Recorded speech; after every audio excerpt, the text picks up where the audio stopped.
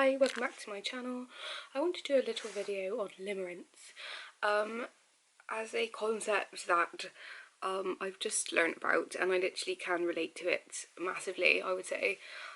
So it can be something that can be prevalent in relationships or in work or in family, where it can go along with toxic abuse, I believe, where one person is toxic, the other person is in a state of limerance, wanting to believe that person will not be toxic anymore. I'm going to omit the word toxic people because of the amount of times I've used it, and I do think limerance can be, it is massively related to toxic people, but at the same time, it's this whole thing in itself, and I think it's about understanding that from the person's perspective that may be experiencing it. From my experience, I did just film this on my phone, and it keeps turning off, so the camera it is. I spoke about quickly at the beginning saying that I think I witnessed this in school, with this hierarchy sense at times where I feel like certain people weren't very genuine, I believe, and I didn't really understand why other people would want to hang out with them. But then I understand that some like attracts like, if two two narcissistic people want to hang out together, that's fine. But I also feel like there can be this sense of limerence within other people that kind of can also be tempted towards this hierarchy sense of like, if I can hang out with this person, like they will then elevate my social status and then be in a state of limerence.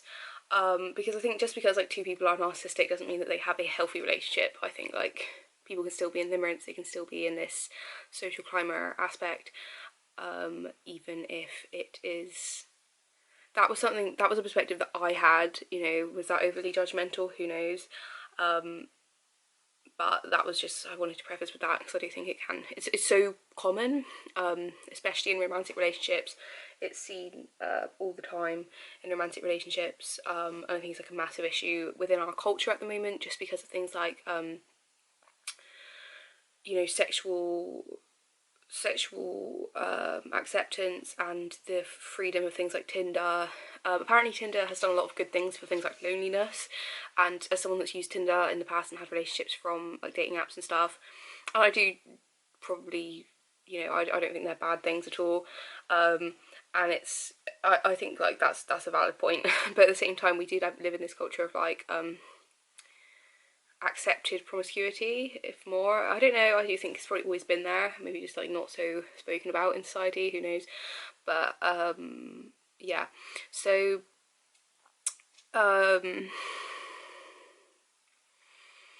yes, it can be a sense of like, if you're brought up with this, not with like a narcissistic parent, for example, you can have this like godlike projection. For toxic parents, they like godlike projections, like that's how they, that's what they see. Sorry, that's what they like to be seen as. Like, it's normal for children to make their parents godlike in their own eyes, because that's all children know. But so a toxic parent will milk this and kind of,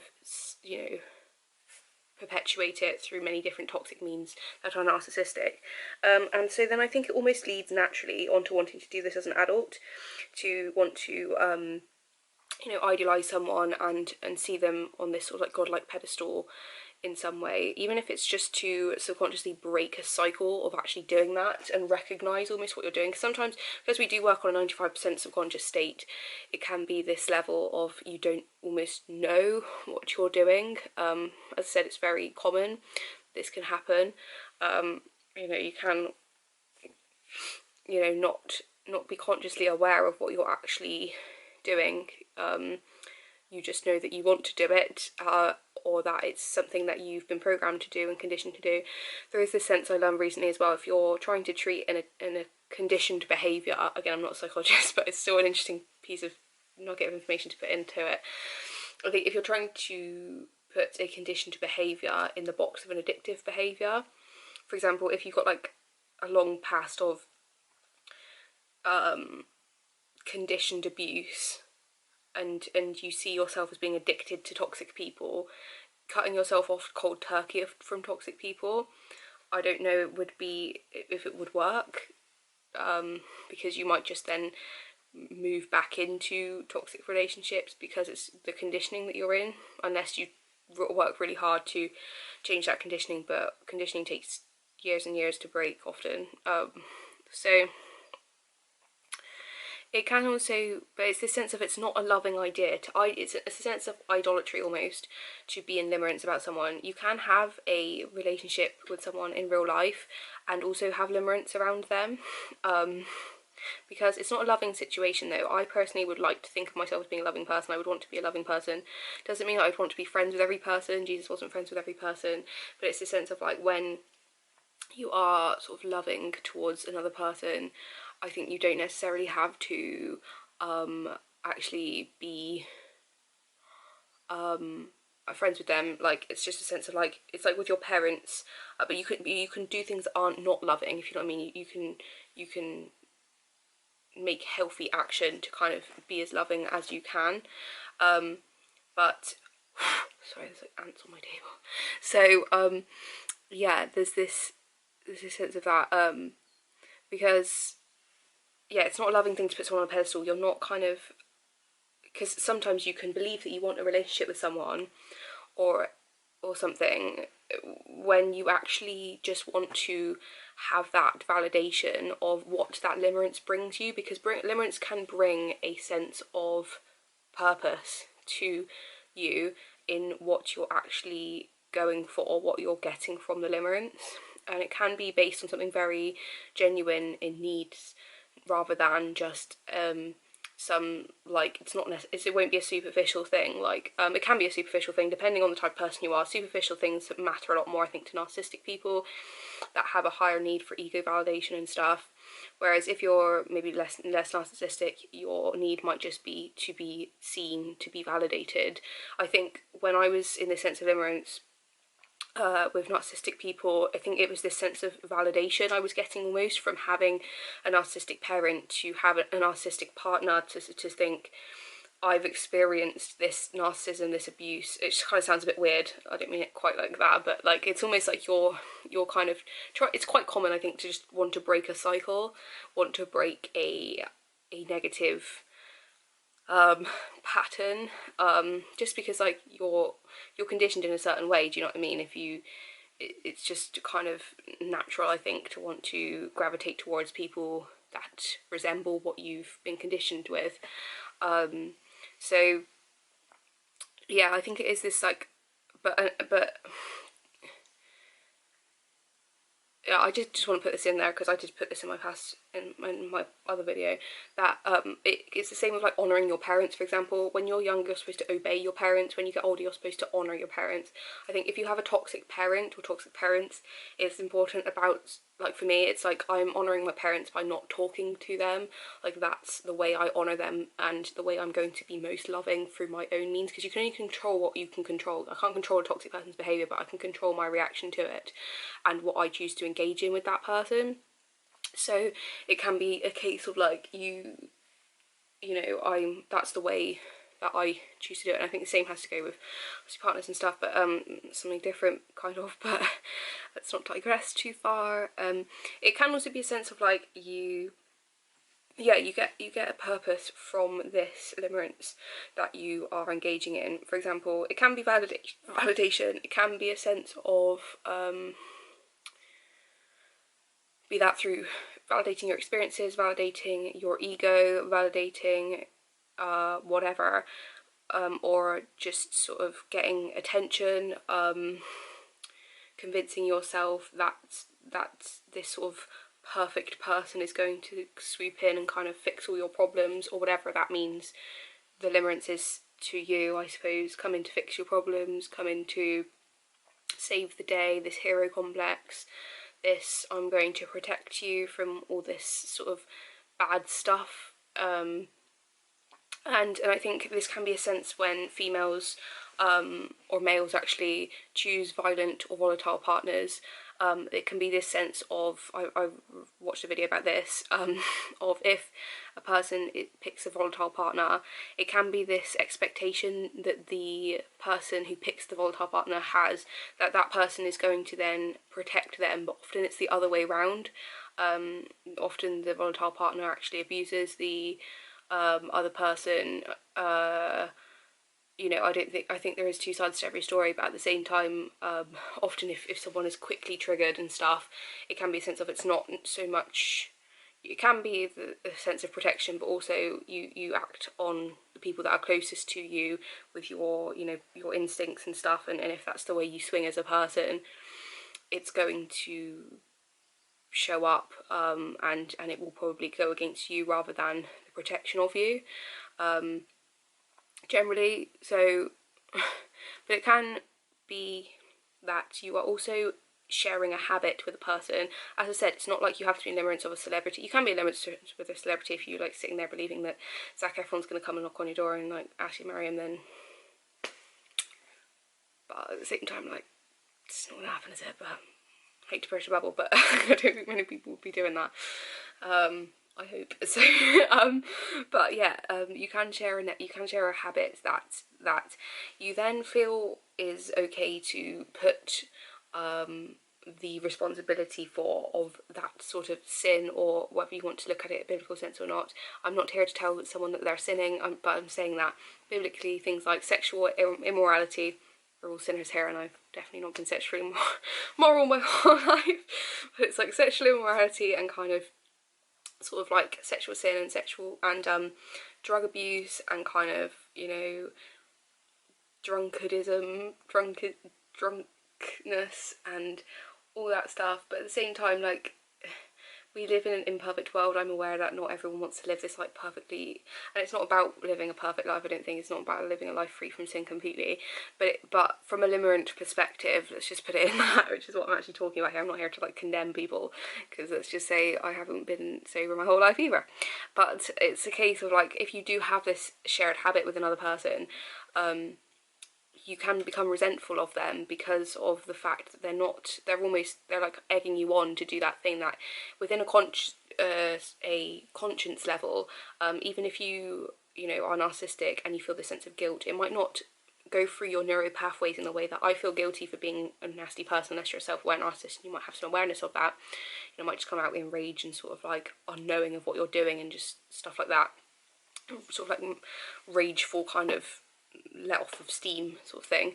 But you know, if you're not consciously aware, or you won't admit to yourself within your ego that you are being ridiculous or unfair or whatever, but you can have this shared habit to sort of be that sexual immorality, be that drug abuse, be that alcoholism, or sort of within gangs potentially violence, where you become resentful of, I don't know gang psychology, but that was something that I kind of came up with it when I was recording this earlier, that, you know, if one person within a gang has some level of guilt, potentially, for killing someone, for example, they might become resentful of another gang member that has kind of enforced that with them, and that can be probably a very horrible situation to be in.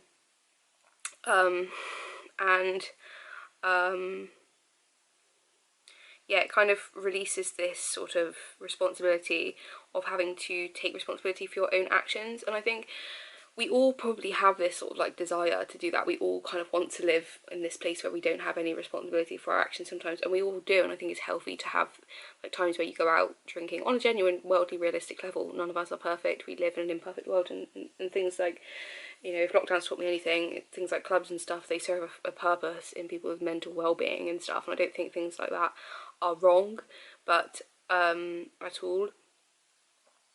But the fact still remains that when you're putting someone on a pedestal, it's not genuine love. It's not, and it can't be love, because you're kind of creating that wall between you and another person.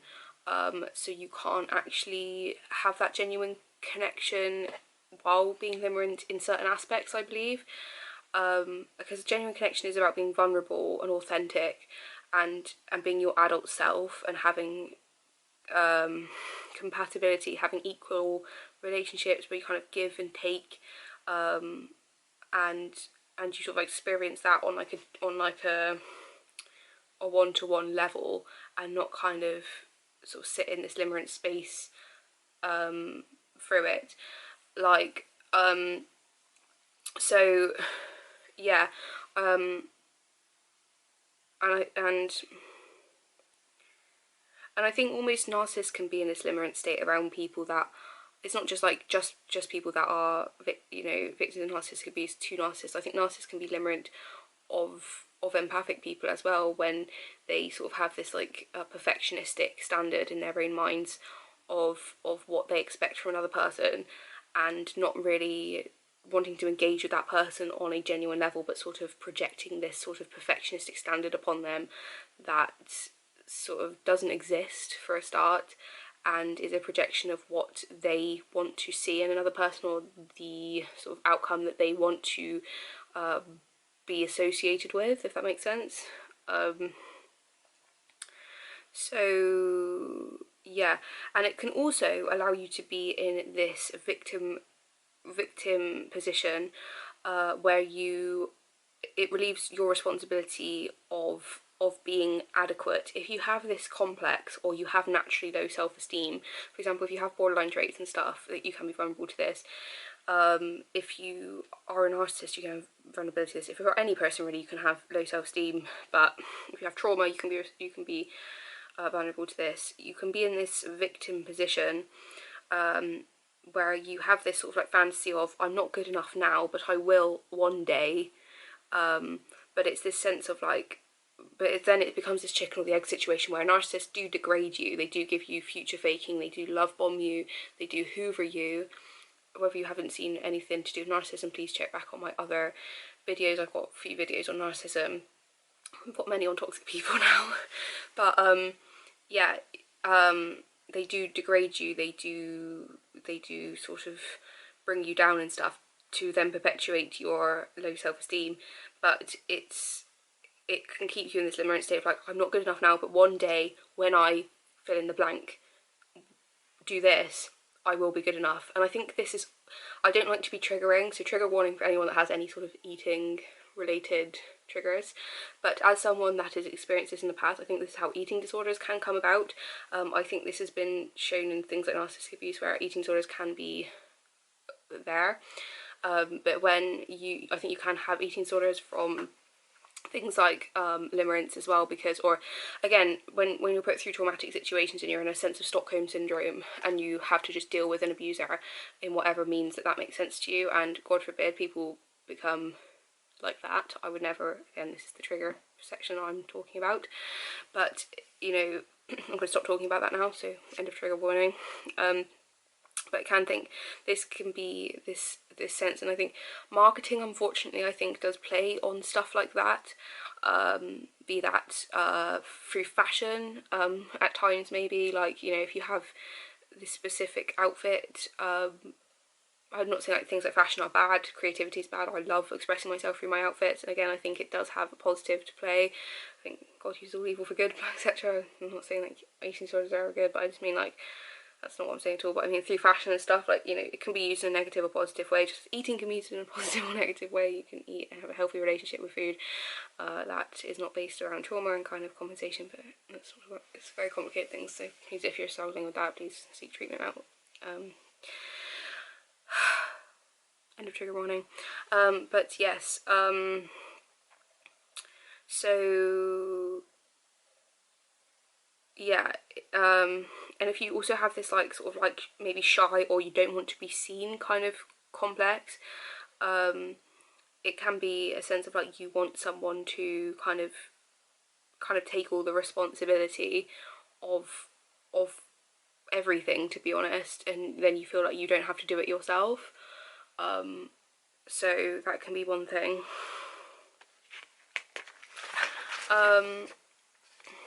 And it's also about differentiating. I have done a video which I will probably upload, or maybe re-record and upload, about the difference between appreciation, love, and a couple of other things.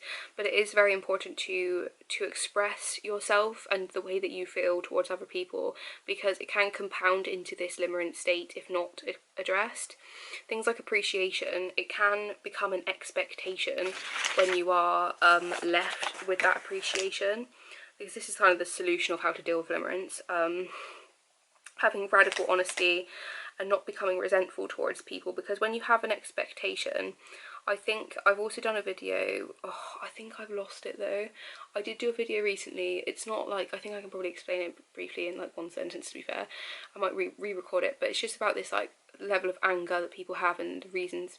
I might re-record that video actually, that's actually not a bad idea, so I'll probably re-record that video about anger, because I've lost a load of my videos.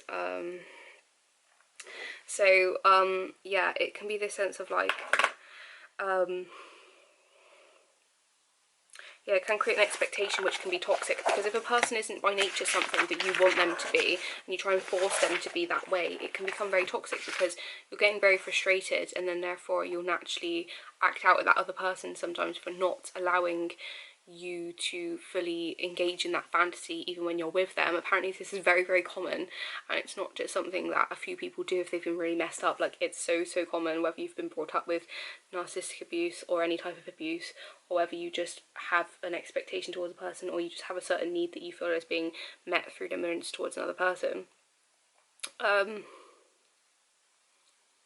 For example, you can just be appreciative of certain things. Like, if you've had a relationship with someone which you're in a limerence state with, you know, you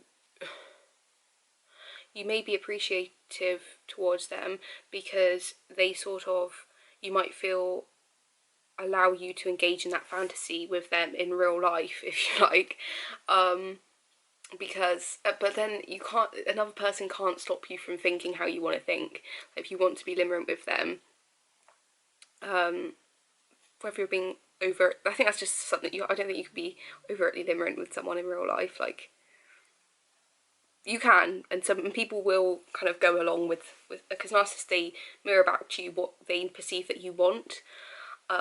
So yeah, that can obviously perpetuate a sense of limerence. So feelings of like saying nice things to you in a love bombing phase, for example, you can be appreciative of them for that, because everyone likes to hear nice things, whether it's through narcissistic abuse or not. You know, usually they're things that are actually genuinely good about you, and they're just affirmation. You know, obviously through narcissistic abuse you're going to find that the degradation and discard is going to be inevitable, and the abuse will come, but initially you may feel appreciative of the nice things that have been said to you, the good things that have been done for you, the positive experiences that you had through that love bombing phase and stuff. And this can be also a sense of coercive abuse that stuff can come through. Obviously this love bombing, like pruning and grooming phase to see whether they can get what they want, but then obviously narcissists maybe can live more healthily with other narcissists if they have that sort of like reciprocal understanding. But anyway, religious conditioning, I don't know why I said that. So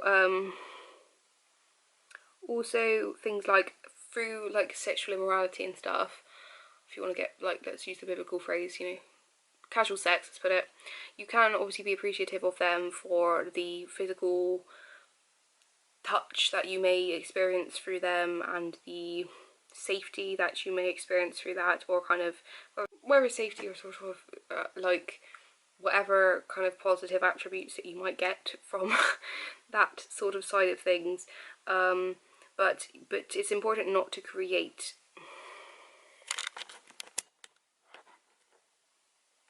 I think it's important, again, remembering that this is such a common thing, and it's not like for you to feel like the odd one out for experiencing this, because I think so many, it's just so prevalent in so many relationships and so much in society, that this can happen, where you are in a state of limerence. All people, I think, can experience limerence, narcissistic, toxic, healthy, whatever. I think all people can experience limerence, and I think it's something for so many people to be aware of, but so yeah, it's important, I think, not to set expectations based on your appreciation though, because if you don't express that appreciation, it can become a toxic expectation that you allow yourself to sort of even indulge in, if you like. I don't think there's anything wrong with indulging in things, even limerence to an extent. We'll all do what we want to do, and it's not about kind of castrating yourself. I don't think that's not really the way to live life, in my opinion, because I want to live as a free person. But at the same time, on a level of wanting to be out of limerence and sort of tackle that in some way, it can be a sense of not wanting to build sort of on top of these appreciative aspects an expectation. For example, if you felt like you were getting a lot of, you know, you can have friends with benefits, for example, and you know they might be down for that whenever they're free or whatever, you can then have this expectation of like they will always want to do this, or you might see them as more of a sexual object to you rather than a person, you know, and that's not fair to the person, in my opinion. It's not fair to actually, it's using at the end of the day. It's just not really a great thing to be doing, necessarily. Obviously everyone will do what they want to do, that's what it is, but but yeah, it's important to not set that expectation, because if then they're not in the mood to do that, you might get very frustrated and angry because you've almost allowed yourself that entitlement of giving yourself that position of like, they're like here to do that for me or with me, you know, like that's what their position is in life, and that's not the case. You know, they're their own person, their own right. Also, if they've love bombed you in the past, you can have this sense of like, because love bombing by nature is love bombing, like at the beginning of a relationship or throughout the relationship after a discard and stuff.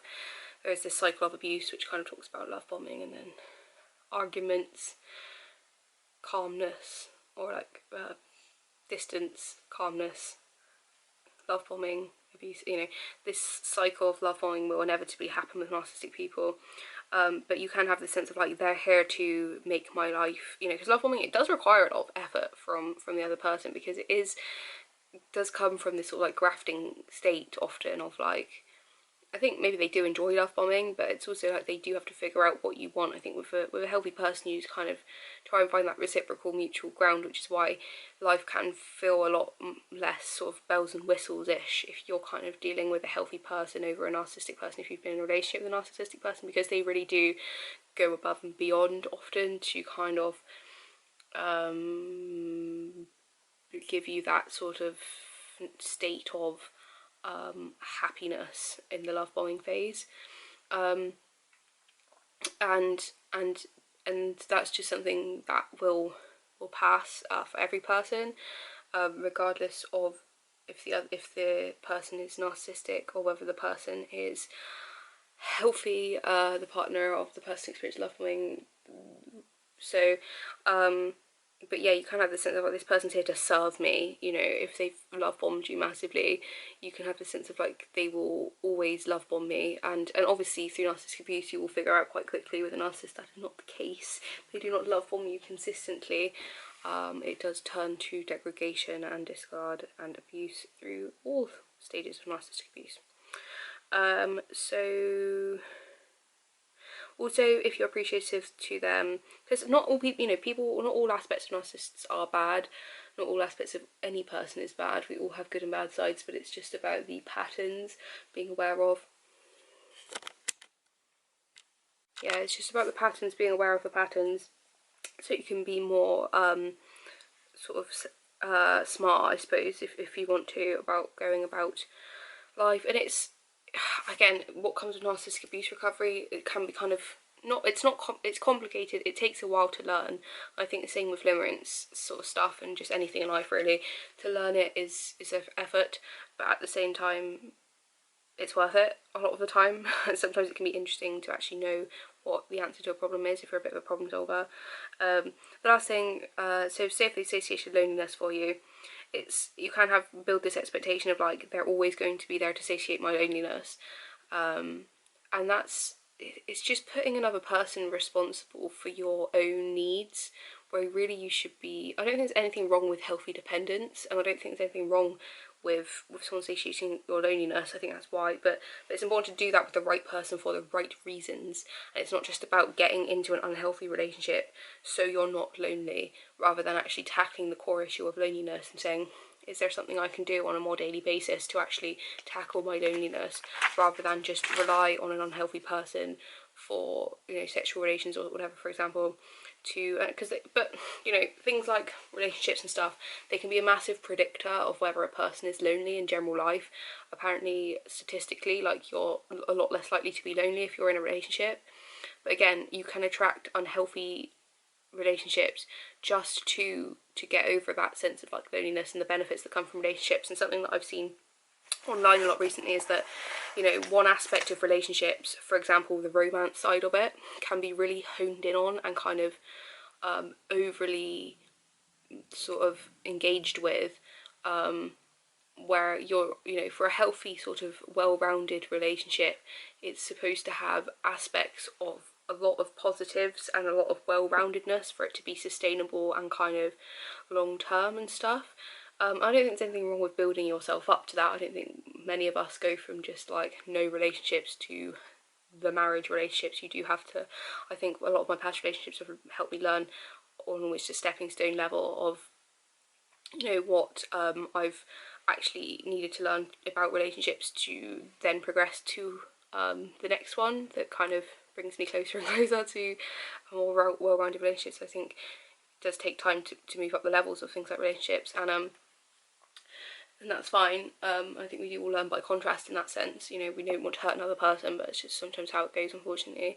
And yeah, I think like when you are, I think that's also a nice level if you've gone through an unhealthy or, you know, stressful or kind of very, very sad breakup or whatever, to realise that there is sort of light at the end of the tunnel, and there will obviously hopefully be another person that will kind of take you into a different aspect. I think I've gone through terrible breakups in the past, of which I don't forget that person. I think, you know, it's not like I think about them every day, but I think with people that you've loved in the past, narcissistic or not, because I think you can love a narcissistic person, it just means it doesn't work, you still have the memories of that person, and it's not necessarily that you might think fondly of them or not, but it's just like they do still live in your memory, and like it's like it's not that they never existed, you know. I think that can be a really sad thing about grieving relationships, especially when they've been unhealthy and toxic, to think like they're just dead to you or something. You know, God forbid they do actually die, because that does happen. God forbid people that are actually married and they lose their spouse. Can't imagine how awful that is. But, you know, just because you don't see them anymore, it might be a sense of death of the relationship, but it doesn't mean that they don't obviously still exist, that you didn't have those real tangible times of goodness, even if they were based on things like love bombing. But it might just be a sense of like, if you want to avoid the narcissistic abuse aspect in the future, just don't go for people that love bomb you. But it doesn't mean that just because they had that aspect of their personality that you didn't find a lot of goodness within that person, and that you don't live on in their memory at the same time. So there's that too. But yes, I think that's the main aspects that I wanted to talk about, because I have literally rambled for a while, but I think there was a lot of information about limerence in this video, so I'm probably just going to play the whole thing. But yeah, thanks for listening. Bye.